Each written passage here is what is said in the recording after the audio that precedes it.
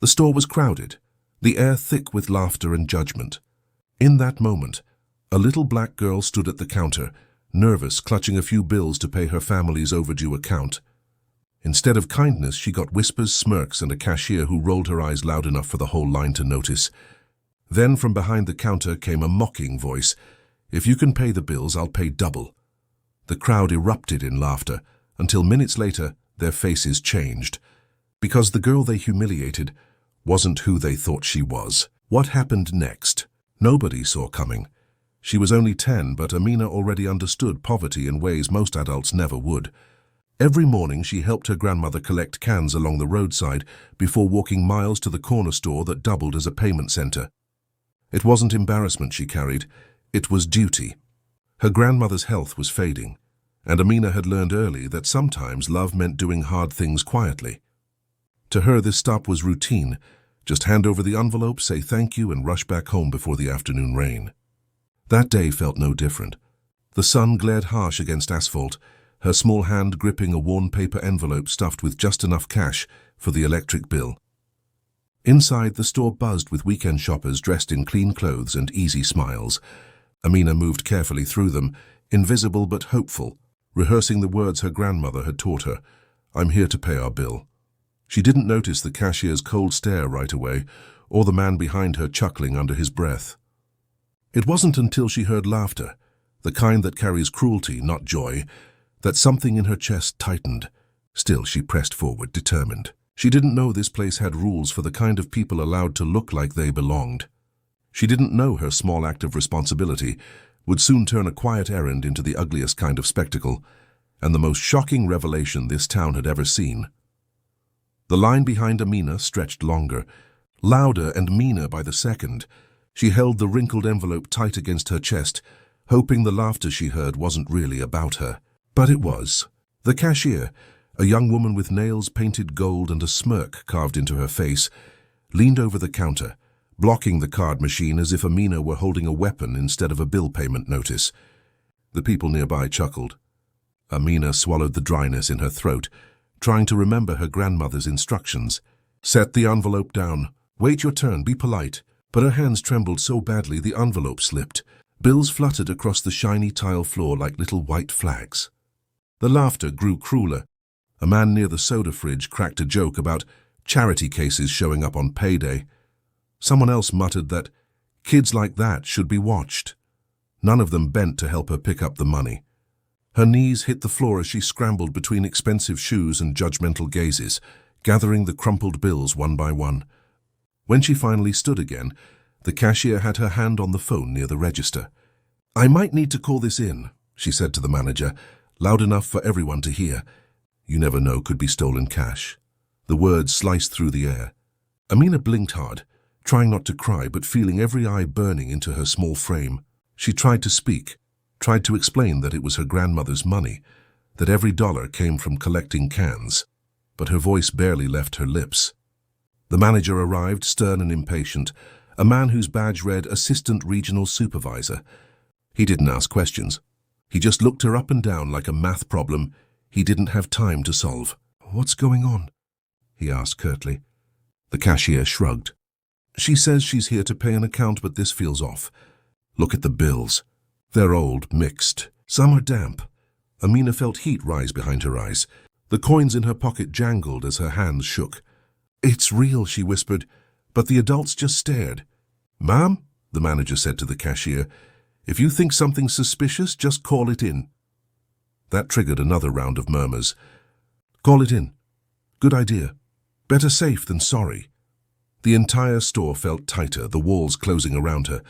She thought of her grandmother waiting at home, the old fan clicking near the window, the promise of light if she could only finish this errand. Then, out of the murmuring, a voice from the back laughed louder than the others. "If she can pay the bills," he said mockingly, "I'll pay double." The room erupted. Phones tilted. Someone started filming. To strangers, it looked like harmless entertainment, just a crowd watching an awkward moment unravel. But to Amina, it felt like falling without ground beneath her feet. Her cheeks burned as she turned toward the exit, torn between running and standing her ground. And that's when the sound of polished shoes echoed from the doorway. Conversations halted instantly. A tall man in an immaculate grey suit stood in the entrance, eyes fixed on the scene unfolding before him. No one knew who he was yet. But before the next breath was drawn, the laughter died out completely.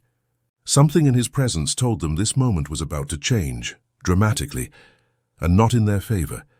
The man's gaze lingered on the little black girl clutching crumpled bills, and the power dynamic in that entire store quietly shifted. The question on everyone's face was unspoken. Who was he? And what would he do next? The man in the grey suit stepped inside, the sharp click of his shoes echoing through the stunned silence. Conversations that had filled the store moments earlier vanished as if someone had pulled sound from the air. Every pair of eyes, mocking, curious, nervous, found him. His expression revealed nothing, but his entrance carried authority the way thunder carries distance. He walked slowly toward the counter, not looking left or right, just past aisles of canned goods and cheap perfume, until he stood behind Amina.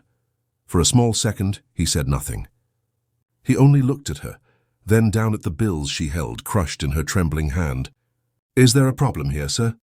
The manager asked quickly, voice half defensive. The man didn't answer at first. He studied the faces gathered around. The smug cashier, the man still holding his phone to record, the customers who had cheered at a child's humiliation. His gaze alone felt like judgment. Then he said quietly but clearly, "Yes, there's a problem." The words struck colder than shouting could have. The cashier's smirk faltered, but pride forced her chin high. "Sir," she began, "this little girl was trying to pay a bill with questionable cash. We followed procedure." He turned to Amina, the edge of his voice softened. "Is this your money?" She nodded mutely, unable to form sound. The envelope sagged open in her fingers. He reached out gently. "May I?" She handed it to him. He counted the small bills once, twice. Then he looked back at the woman. "Do you know who this is?" The question made everyone blink. What kind of question was that? To them, she was no one. A child who didn't belong in a world wrapped in fluorescent light and self-importance. The cashier frowned. "A customer, apparently." He nodded slowly. "A customer, yes. But more importantly, my daughter." The sentence landed like thunder splitting glass. Shock rippled outward in cruel slow motion. Somewhere in the back, someone gasped. The manager's jaw loosened. Even the camera phones lowered. Amina's eyes shot upward, confusion clouding her tears. "Daddy?" The whisper barely left her mouth. He smiled once, soft, proud, paternal, and then turned back to the stunned employees. Her grandmother raised her to be humble. Tonight you tried to teach her shame. The cashier's face drained of color. "Sir, I didn't know." "That's exactly the point," his voice hardened. "You didn't know and you didn't care to. You saw skin before you saw worth."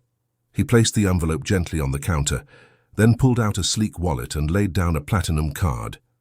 "Ring up her payment," he said, "and double the amount.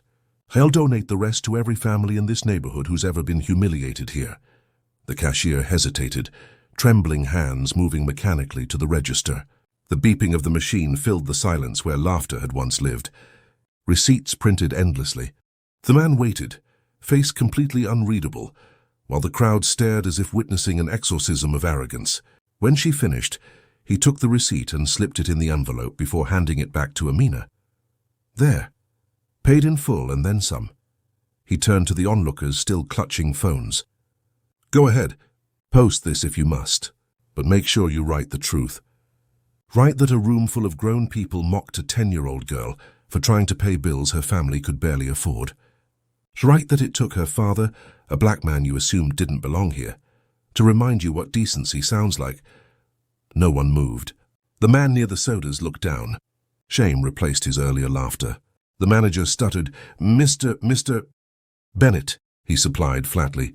"Malcolm Bennett, CEO of Bennett Development, controlling interest in this store and the entire franchise your paychecks depend on." The blood drained from the manager's face. His clipboard slipped from his grasp, papers fluttering like the bills Amina had dropped earlier. "Sir, I promise this will be addressed immediately.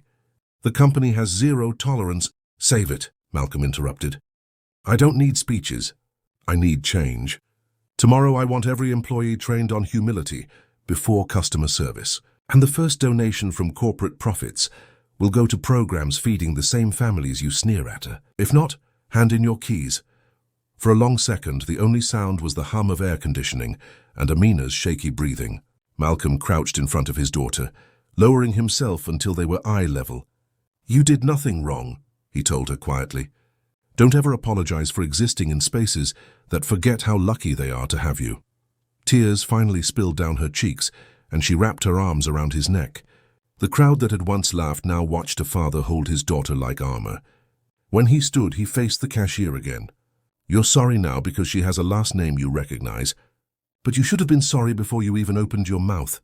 He looked around the store, each face avoiding his eyes. "Every one of you clapped for cruelty. Ask yourselves tonight, would you have helped her if no one with a title showed up?" No one answered. The silence was confession enough. Malcolm took his daughter's hand and started toward the door. Just before leaving, he stopped beside the man who had joked about paying double. The man couldn't look up. Malcolm tapped the counter once and said softly, "Make good on your words." "Huh? You said you'd pay double if she could pay at all. The cashier just charged me twice. Now you give that same amount to the next child who walks in here hungry." He left no room for protest. He simply led Amina outside into the fading evening, the neon reflections bouncing across their faces as the door closed behind them. Inside, the manager exhaled shakily. The cashier began to cry. Customers filed out without speaking. The video one of them had recorded began uploading to social media before they even reached their cars. Within an hour, the clip was everywhere. A child being mocked, a powerful man appearing at the exact moment arrogance met reckoning. Comments flooded in. Anger, shock, praise, disbelief. A nation hungry for justice founded in a grocery store aisle. Meanwhile, Malcolm and Amina walked quietly down the sidewalk. She looked up at him, eyes wide not with pride but with a child's bewildered innocence. "Will they still laugh tomorrow?" He squeezed her hand. "Maybe. But tomorrow they'll also remember who stood up for you." Above them, streetlights blinked on one by one like small spotlights in the sky. Inside the store, the piano of guilt kept playing. Cashiers whispering apologies to each other, customers reliving their laughter in shame. Outside, the rhythmic sound of their footsteps blended with city noise until distance swallowed it. And whatever came next, news reports, interviews, the endless spin of attention, none of it could rewrite the truth of that moment. Power exposed itself not in anger, but in calm, righteous correction. Amina and her father disappeared into the glow of a streetlight as the video crossed 1 million views, transforming humiliation into the very thing the crowd thought she'd never have again: dignity. The story was no longer about money or even about race alone. It was about what happens when the world finally learns who deserves to be believed. And as the screen on every phone replayed the same final image, a father's hand closing around his daughter's, the caption wrote itself in the hearts of everyone who watched. They mocked her for paying small. He paid them back in full. The question hung over the scrolling comments long after the video ended.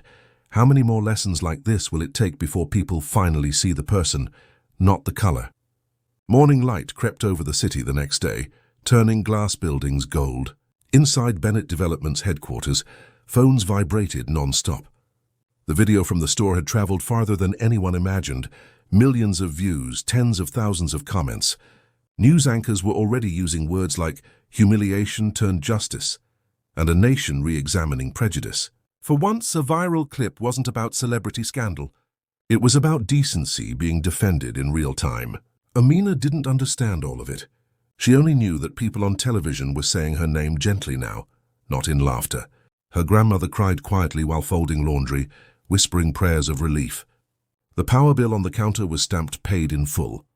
In his office, Malcolm Bennett ignored the congratulations flooding his inbox. He read the messages from strangers instead. Waitresses thanking him for not yelling but teaching. Fathers saying they saw themselves in his restraint. Little black boys writing that they'd shown the video to classmates who used to tease them. Every line reminded him that one small moment could expose something much larger. But inside that praise sat discomfort too. How could a simple act of standing beside his daughter feel revolutionary in a society that preached equality? Why did the crowd need to see wealth behind her before her humanity counted? Those questions followed him everywhere, louder than applause. That weekend, Malcolm took Amina back to the same store. Cameras camped outside, but he carried no security, no entourage. The manager waited at the door, pale and sweating, rehearsed apology in hand. Malcolm stopped him with one gesture. "We're not here for you," he said calmly. "We're here to remind this place what ordinary kindness looks like." Inside, the hum of business returned, quieter, humbled. He let Amina hand a few dollars to the new cashier, a young woman who greeted her with genuine warmth. When the receipt printed, Amina smiled for the first time in weeks. She didn't just pay a bill. She reclaimed a space that had once stripped her dignity. The ripple was already spreading. Across the city, people shared the story again with new captions. "Teach your kids empathy before the internet does." Churches played clips during sermons about humility. Schools added discussion questions to civics lessons. Why did they laugh? Why did they stop? What no one recorded was the quieter transformation. The cashier who quit to volunteer at a youth center, the manager who started a sensitivity program for his staff, the man who had mocked her from the soda aisle mailing a check labeled double payment as promised. For Amina, life became a series of contrasts she was too young to name. One moment she was a symbol, the next she was still a child doing homework at the kitchen table. Sometimes she wished she could fold the world small enough to understand it. The cruelty, the apology, the fame, the silence that followed. But her father told her something she would never forget. "Dignity doesn't need an audience," he said, "but sometimes the audience needs dignity." In the months that followed, Bennett Development partnered with community banks to create the Open Door program, a scholarship and financial literacy fund in Amina's name. Its goal was simple: remove the quiet barriers hiding in customer service counters, job interviews and classrooms. The program trained staff on empathy and hired from neighborhoods long ignored. For Malcolm, it was restitution in action. For the rest of the city, it was proof that forgiveness can build where anger once burned. Reporters tried to drag him onto talk shows, eager for sound bites. He declined most invitations. "I'm not the story," he told one. "The story is how quickly ordinary people will choose cruelty when they think no one important is watching." That sentence lived longer than the viral clip. It became a quote on posters, a headline above essays, a conversation starter under hashtags like #SeeMeFirst and before the title. Even so, not everyone learned. New videos surfaced in other towns, different faces, same prejudice. But in comment sections beneath those posts, people now wrote, "Remember Amina." And that was something new, proof that one voice, one child, could echo into accountability. One evening, nearly a year later, Amina and her father walked past a mural downtown. It showed her small hand clutching faded bills, his larger hand steadying hers, and behind them a faint slogan sprayed in elegant gold letters, "Worth has no color." Cameras clicked again, but this time she didn't hide her face. "Do you like it?" Malcolm asked. Amina nodded. "They finally drew Grandma's envelope," she said with a smile. He laughed softly, eyes bright. "Then they got it right." He thought about how the world had tried to define them by pity or power, when all they'd wanted was fairness. That tension wasn't new. It stretched back centuries, into stories buried and retold, the same pattern decorating new generations. But maybe now each retelling cut a little deeper into ignorance's armor. As the sun dipped behind glass towers, father and daughter stood silent, two silhouettes against changing light. Around them, people slowed to look at the mural. Some lowered phones, some nodded in quiet understanding. The city's hum filled the pause between them, alive and uncertain. Malcolm finally spoke. "You know, every time they watch that video, they think I saved you." Her eyes lifted. "Didn't you?" He smiled gently. "No, you saved them. You showed them who they still are, and who they still could be." The crowd that gathered that day had been shown a mirror. The world online had been handed one too. Some looked away. Others started changing. Small shifts, polite voices replacing jokes, clerks choosing patience over suspicion, strangers deciding to help instead of record. Micro moments that never trended, but mattered far more than views. Because racism doesn't disappear with a headline. It fades through choices made when no one else is watching. When each person remembers the sound of a room going silent after cruelty and decides not to be part of the silence next time. Amina would grow up hearing that truth in every note of her life. Whenever fear whispered, she would remember marble floors, falling bills, Her father's calm, the sudden stillness when people finally saw her. That memory would remind her that standing tall isn't loud. It's steady. She turned back toward him and asked softly, "Daddy, do you think people can really change?" He answered after a long pause, "They can, but only if stories like ours keep being told. And that's the heartbeat behind every retelling, the simple act of remembering. Maybe that's how the world moves forward. One story breaking ignorance, one witness choosing compassion, one viral moment carrying something larger than gossip." So as the screen fades and this story ends, the question doesn't, if you were standing at that counter, would you have laughed or helped? Think about it. Share the story. Let it remind you that decency is never small and silence is never neutral. Because somewhere right now another child is being tested the same way Amina was. And whether this story matters will depend entirely on what we all do next.